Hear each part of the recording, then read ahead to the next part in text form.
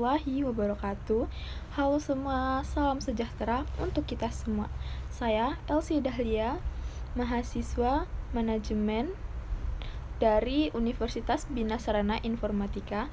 Pada kesempatan kali ini, saya akan melakukan analisis bahasa pada pidato tokoh nasional Indonesia, yaitu Insinyur Soekarno, yang berjudul Tahun Viver Pericoloso. Pidato ini disampaikan pada tanggal 17 Agustus 1964 dalam rangka peringatan Hari Ulang Tahun Kemerdekaan Republik Indonesia yang ke-19.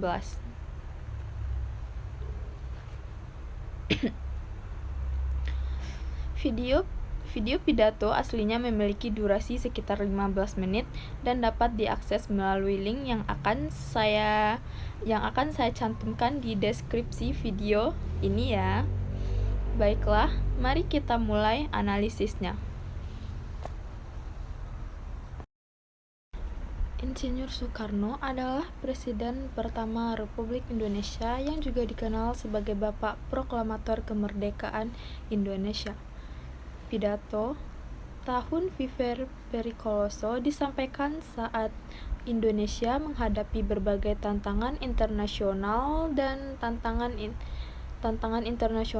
domestik. Kata Viver Pericoloso berasal dari bahasa Italia yang berarti hidup dalam keadaan penuh bahaya.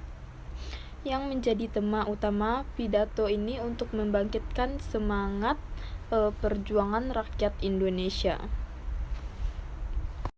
Analisis bahasa secara terperinci. Yang pertama, diksi, yaitu kosakata yang digunakan, kata baku dan sesuai kaidah.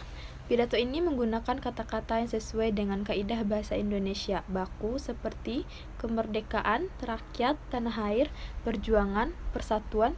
Tidak ditemukan penggunaan kata tidak baku atau salah ejaan. Kata yang memiliki makna kuat. Bung Karno menggunakan kata-kata yang penuh emosi dan semangat untuk membangkitkan semangat pendengar.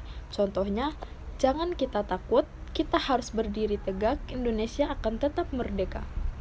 Kosakata serapan, ada penggunaan kosakata serapan seperti vivere pericoloso, namun langsung dijelaskan maknanya sehingga tidak menyebabkan kebingungan dan tetap sesuai dengan konteks pidato. Yang kedua, struktur kalimat efektif. Mayoritas kalimat memiliki struktur yang jelas dengan subjek, predikat, dan objek yang tepat. Contoh kalimat, rakyat Indonesia yang telah merdeka tidak akan pernah mau kembali menjadi budak penjajah. Struktur kalimat ini benar dan mudah dipahami. Campuran kalimat panjang dan pendek. Ada kalimat panjang yang menjelaskan gagasan secara rinci, namun juga diselingi kalimat pendek untuk menekankan pesan. Contohnya, kita punya tanah yang luas, kita punya rakyat yang banyak, kita punya semangat yang tak pernah padam. Ini membuat pidato tidak membosankan dan tetap sesuai kaidah tata bahasa. Yang ketiga, gaya bahasa. Gaya oratoris cocok dengan konteks pidato kenegaraan, menggunakan bahasa yang menginspirasi dan mampu menarik perhatian pendengar.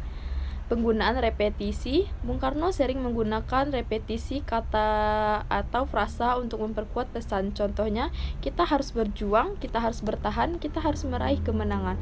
Hal ini tidak melanggar kaidah bahasa dan justru meningkatkan efektivitas pidato.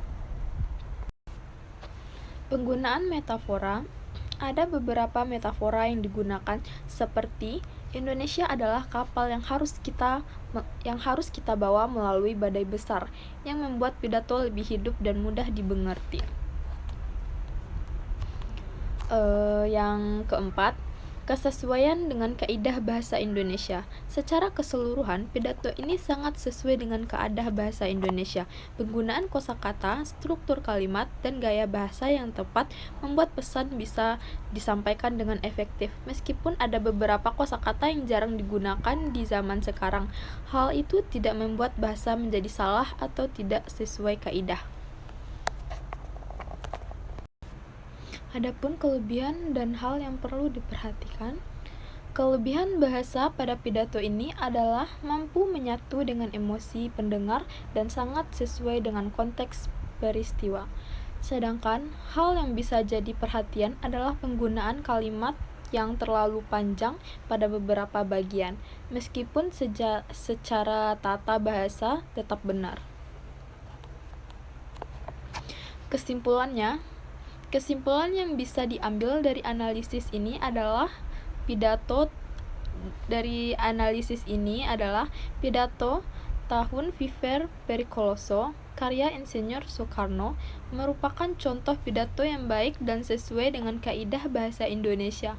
Penggunaan bahasa yang tepat membuat pidato ini tetap menjadi salah satu pidato paling berharga dalam sejarah Indonesia hingga saat ini. Baik, itulah seluruh analisis bahasa pada pidato Insinyur Soekarno yang saya sampaikan. Jika ada pertanyaan atau masukan, silahkan tinggalkan komentar di kolom bawah ya. Terima kasih sudah menonton video analisis saya. Sampai jumpa dan sukses selalu.